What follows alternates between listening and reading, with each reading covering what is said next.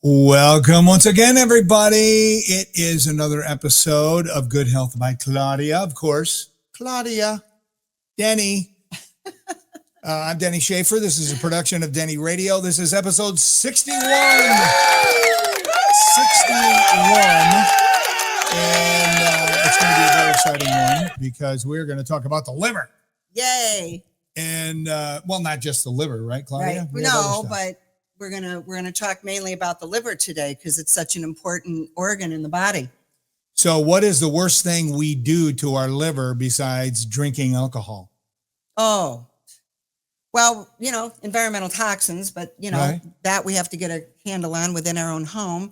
I mean, there's a lot: smoking, sugar, synthetic hormones. It's all affecting the liver. So, but we're going to talk about with Brendan, our next guest, how to help that. So it's very cool.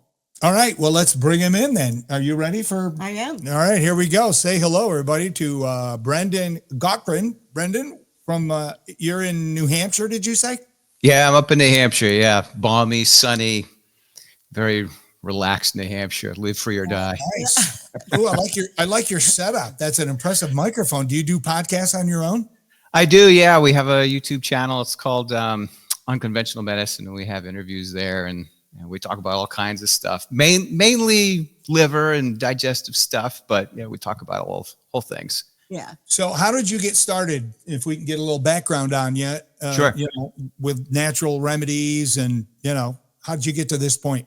Yeah, so my background's molecular biology. I graduated with that from the University of Connecticut, and I went into the pharmaceutical field. Boy, was that a mistake. So as soon as I figured out what that model was like, I'm like, I am exiting stage left. And that side of the fence now, I just want to throw that in there. Correct, exactly. Yes, we're very grateful. As am I. So I ended up getting into this, and I wanted to take a broad look at, what was the biggest problems that I thought Americans were facing.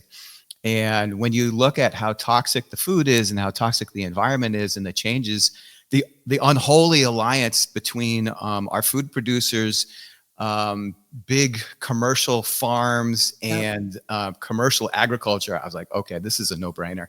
So I started talking to some friends. I had physician friends and, just regular friends.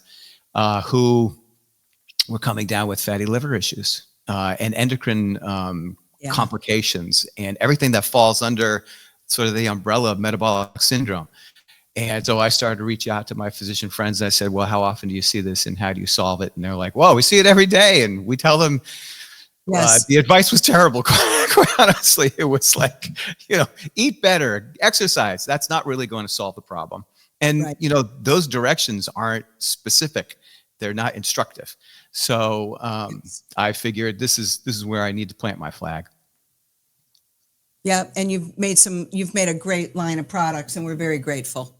Oh, thank you. Yeah. And one of the things that's key to our line, if I could say, sort of ubiquitously across the line, is the added things, there's no magnesium stearate, there's no microcrystalline cellulose. We try to keep these things extremely clean. And that's, because we're detoxifying the liver and we're trying to get the gut back in good health. So, yeah. So, talking about the liver, we do it all day long at the store because everybody walking through the doors, at some point, their liver needs help, no matter what they're coming through this, through the doors with. But it's interesting, this fatty liver issue. Years ago, maybe 1 or 2 people a year. Right. Now it's literally daily, weekly. I mean, it's a shame. A lot of people are coming in diagnosed with fatty liver. And of course, we go to your product and we do lecithin and all these things. But I think having this conversation about why that is happening and not only what we can do with it, but why is it happening? Why are so many people ending up with this fatty liver issue? Okay, I have a question. How would I know I have fatty liver issues? Like, what are some of the symptoms? If I'm, all of a sudden I start feeling a certain way, what would lead you guys to believe that it's fatty liver? Yeah, right. The $64,000 question. So let's get some scope on this, and then I'll try and answer your question because it's a Yes. very good question. I would say the statistics indicate that about a third of Americans have fatty liver. And then, of course, there's a subset within that they're further down in the spectrum, which means they're relatively close to having liver failure. Yes. Obviously are the extremes, but everybody is somewhere in that spectrum. And it has to do with the environment and the food and all that stuff that we can get into. And unfortunately, we're seeing it younger and younger too. So adolescents, 10% of children at this point have fatty liver. Obviously, non-alcoholic. It's driven by, again, food and other things.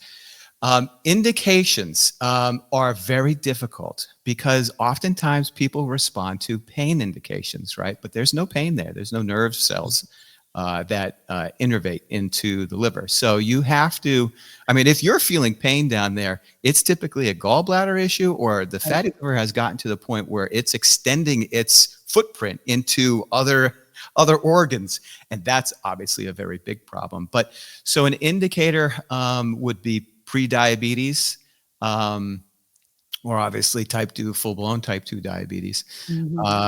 Digestive gut issues, gallbladder issues, those are big ones. So we have a lot of people who call in and say, look, my doctor's saying that, I should get on the list to have my gallbladder removed, like it's an optional organ. It's not. Right, exactly. Yeah, but typically what happens is when your liver is dealing with too much toxins and it builds up the fat, and I'll tell you why it builds up the fat in a second, the bile that should run down from the liver through the gallbladder and provide the digestive tract with all the enzymes that makes things run, that feed the microbiome, that break down the food so that you can reabsorb it properly. That river stops. And that's where the gallstones are coming up. So a lot of people, when they call in, they say, I got gallbladder issues. We put them on hepatobin, and a lot of those things just go away. And that is not an optional piece of equipment. So. Right. It is, people. And I just want to say, for the store, we don't ever diagnose anybody. So people come into us with, when you said, how do you know that? People come to us, their doctor already told them they had fatty liver. Yeah. But to your point, Brendan, I think that, we're talking about the liver, but, people need to keep understanding that their digestive system is a whole unit, and it's affecting everything in the body, including the brain. And, this idea that, it's too expensive to eat healthy, and, people just want all their sugar. Okay, well, every time you put something, in the stomach, which I tell everybody it's nothing more than a garbage disposal, you're either putting the right things in there, right, and that is talking to the whole system. Everything. The brain, the endocrine system, the immune system.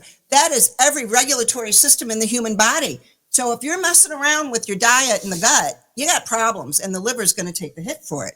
Exactly. And I'll give you probably one of the biggest culprits of the problem, right? So glyphosate, which is in just about everything, right? Awesome. I mean, you go down to a ball field, your front yard, you go to the produce section, it's in everything. It's ubiquitous. Even a lot of the organic food, unfortunately, we're starting to find out, has trace amounts of glyphosate in about at least 20%. So it's hard to escape. Glyphosate gets into the system, breaks down the digestive lining. So our lining is made up of epithelial cells, and in between are called J channels, and they sort of go back and forth, allowing, selectively things to get in so that we can properly absorb things.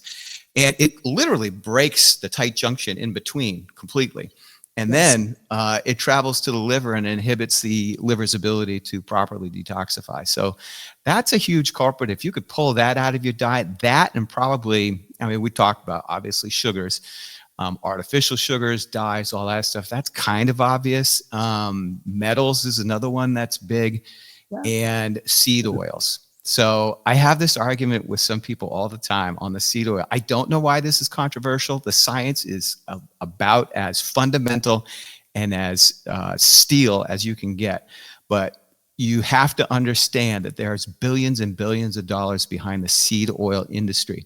Yes. And they have paid, I have to say allegedly, because I don't see the paychecks, but they must have paid these two physicians, these two professors, one from the University of Massachusetts Amherst, I think, and one from the University of California. And every time this conversation comes up, they're the first ones out on CNN or Washington Post or whatever it is, trying to defend industrial lubricants in our food. And it's crazy. It's shameful is what it is. And they never say they're being paid by the industry, do they? Exactly. Yeah. No. And they'll probably get away with that a little bit because they probably have these, like, they're at the university, so they have these side hustles. They have studies, and somebody pays for the study, and it's them. And so they can say, well, we don't get money directly. Yeah, okay. But that's the game. Right. Yeah.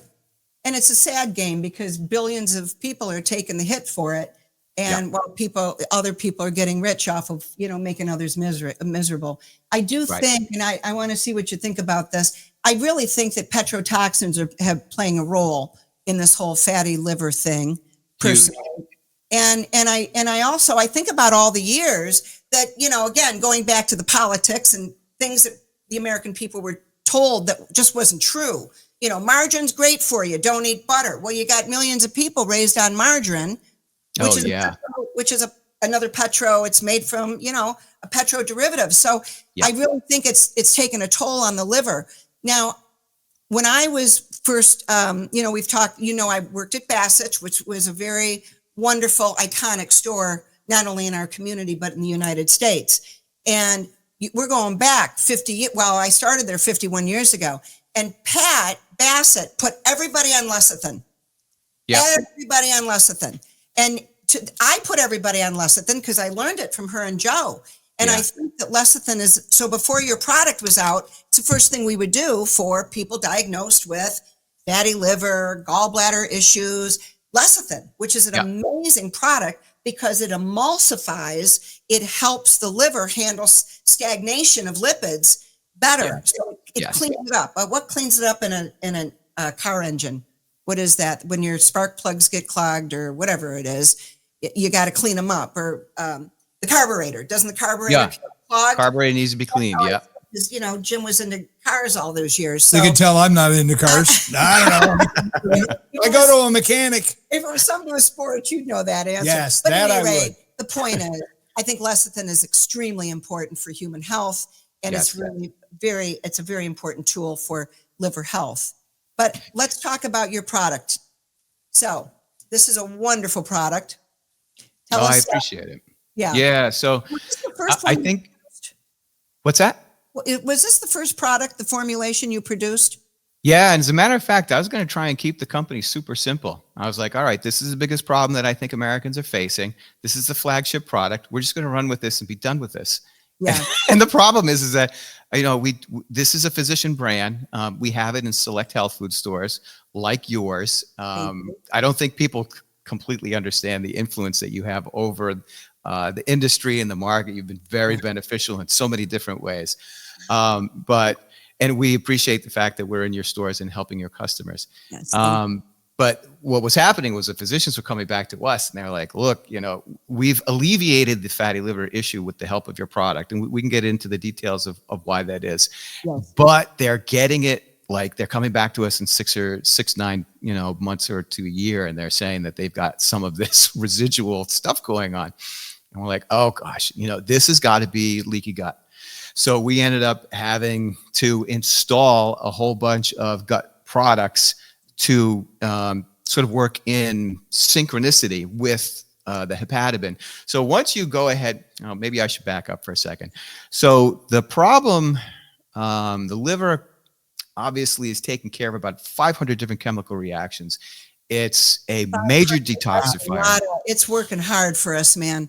Yeah, and it's like the one organ you can't replace. That's why they take it from one person and put it into another. You can't replicate this thing. Right. And the pharmaceutical industry has no solution for this. Why? Because pharmaceutical industry makes drugs, and drugs need to be broken down by the liver. So they can't fix the liver with something that the liver has to break down. So they're stuck. So you have to go with a natural alternative. Yes. So what happens is the digestive tract gets compromised by multitude of different things, chemical, stress, whatever. Yes. And the toxins flow into the system. They immediately trigger the immune system, which is one of the reasons why most people are inflamed. It's Yep. either cortisol or it's toxins. And a Yes. lot of times it's both. And then the liver, because it filters the blood about 7 times per day, it catches this stuff. Okay. And when it gets overwhelmed, which unfortunately happens often in our environment, Yes. it has this crazy defense mechanism, which it creates a fat cell and it stores these fat soluble toxins in the fat cell. So it says, okay, no problem. It won't destroy anything else in the body. We're not going to have free radical damage everywhere else. And the problem is, if you don't take the kinds of ingredients that are in hepatobin, those will build up. It will start blocking blood flow into the liver. Other hepatic cells, liver cells will die in the liver. That will create a whole cascade. You'll have scar tissue. The liver won't operate properly. All those 500 chemical reactions we talked about, they start to dwindle. One of the major signs is type 2 diabetes. It can no longer properly regulate that operation. Right. So it's the one that sends the signal to the pancreas to secrete insulin. It's also the major store for glycogen. So that whole process gets thrown off. Right. And that's why it's a great signal for people that they need to come in and into a health food store and get the product. So before we get into the product itself, I want to back up for a minute. Actually, 2 things, and just to keep it simple. Leaky gut. Yeah, everybody's hearing about leaky gut. We were talking about gut disruption, 50 years ago, but now, leaky gut. So what you were talking about, the way the stomach is made and how those junctions should be tight and closed. When we talk about leaky gut, that's that they're opening, correct? They're getting they're blown open. Yes. Blown open, and that's a problem because nothing should be absorbed through the stomach. Right. Oh, yeah, absolutely. And it happens in the small intestine too. Right. Yeah. Right. So leaky gut, everybody talking about, they have leaky gut. Okay, well, these are ways to heal it, to balance it. Yes. And the other thing I just want to mention real quick, glyphosate. Let's tell everybody where that's coming from, because it's a very serious problem. That's a podcast all of its own. So real briefly, tell us what glyphosate is. Yeah, so glyphosate was originally a product of Monsanto. Monsanto has made some products like Agent Orange. And believe it or not, glyphosate is not too much from a chemical structure, unlike Agent Orange. Yes. So when you are using GMO seed, genetically modified seed, oftentimes you are required to use glyphosate along with it. Why? Because the genetically modified seed is inert in regards to glyphosate. So you throw glyphosate on a genetically modified seed, it won't die, but it kills everything else. Everything else. Yeah. So the issue is, and this is it's like a problem for microbes and topsoil, like all of these things that we know are super important. Yeah. The farmers were instructed to use like 10 times the amount of insecticide, herbicide, with this glyphosate being the major driver than they were before. So yeah, it was highly effective at killing stuff. The problem is now the produce is coming to your table with an immense amount of insecticide and herbicide. So it's not just the fact that this stuff is highly toxic, but it's the amount that's coming into the system as well. Yes. And when we were working on mandating GMO labeling state by state, I was the head of Ohio, and I learned about the glyphosate, what it does to the critters that it's killing. It disrupts their gut. Right? It destroys the stomach or whatever it might be. So that's exactly what it's doing in the humans that are being exposed to it. And what's sad is we have millions and millions of children being raised on this stuff. Where's it going to leave those kids? Right. And I'm a huge believer, and obviously this is not a contentious issue whatsoever.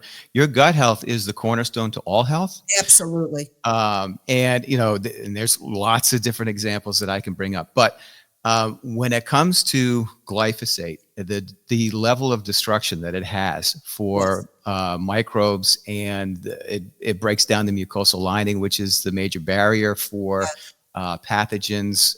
So like you've got to think about the digestive tract as a skin, just like the skin on your hand, except it's interacting with the environment way more than anything else is. Okay. Right. And if it blocks too much stuff, you don't get proper nutrition. If it doesn't block what it should, pathogens get into the system and you have a whole lot of disease.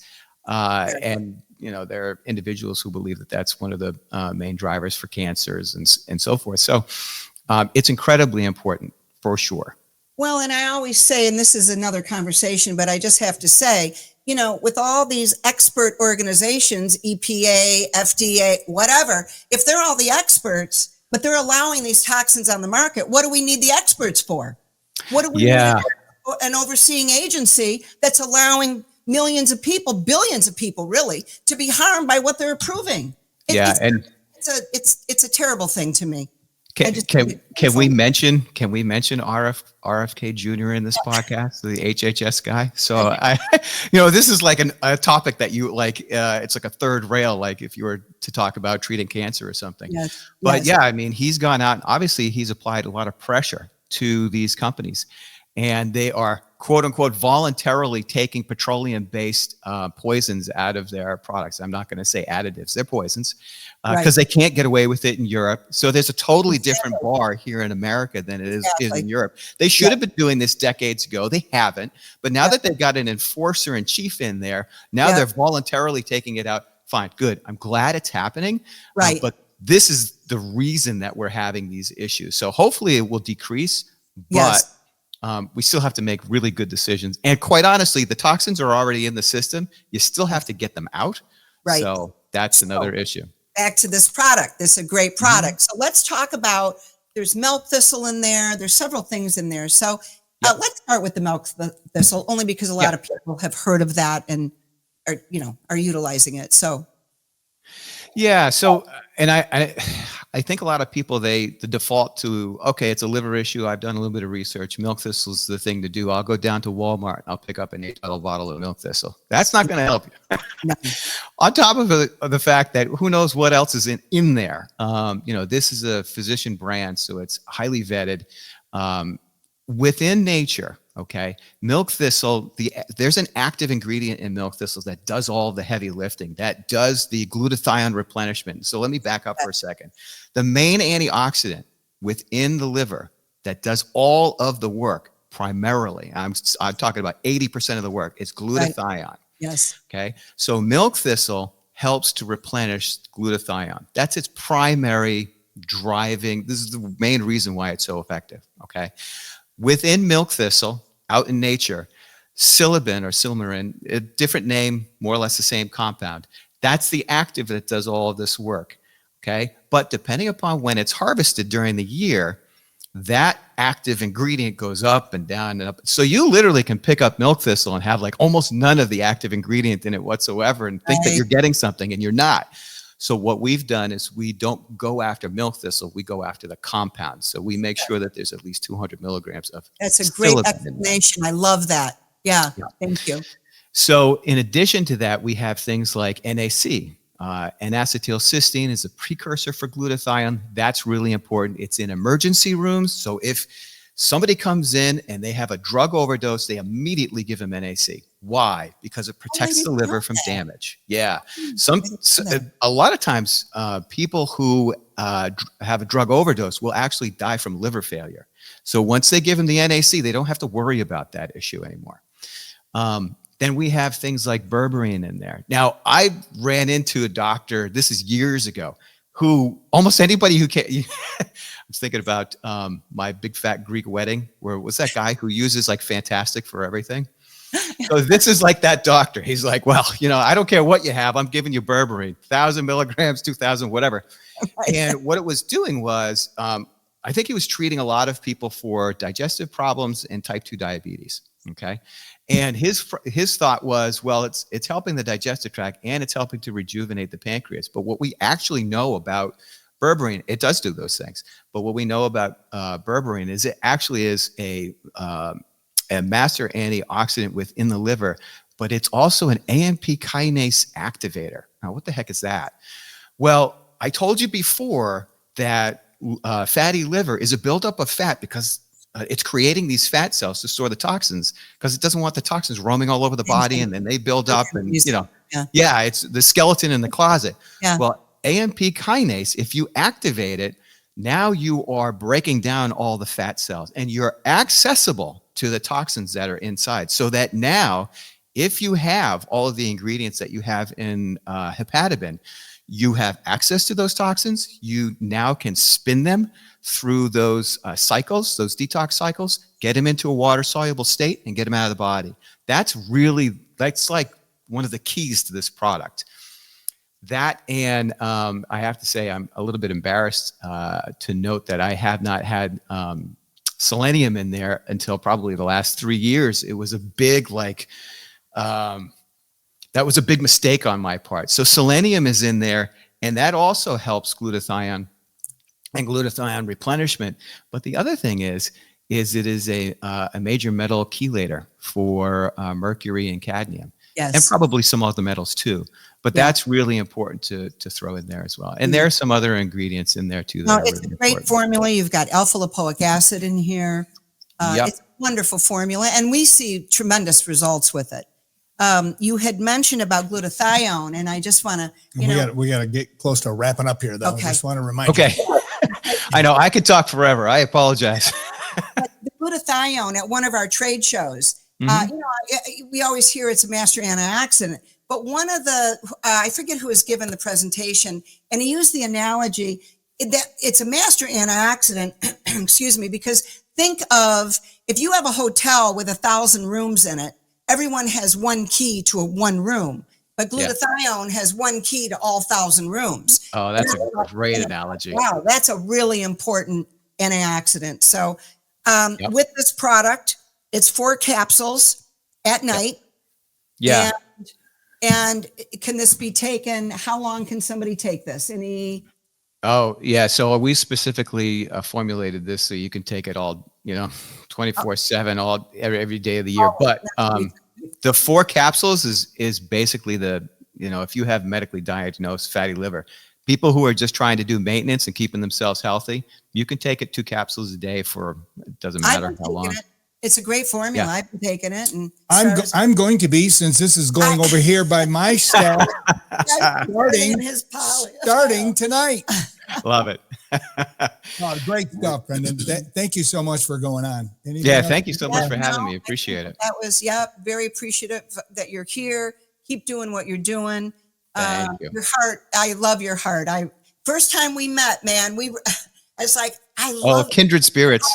Just so sincere, and I'm so grateful you're in our industry and bringing your brilliance into what we do. So thank you so much. Thank you. Appreciate it. Many blessings. That was awesome. That was good, huh? Oh, I love this podcast. I learned so much. Thank you. I learned too. That's the fun of it. All right. Unfortunately, we are out of time. So like always, Claudia, I'm going to give you the last word. Well, thank you.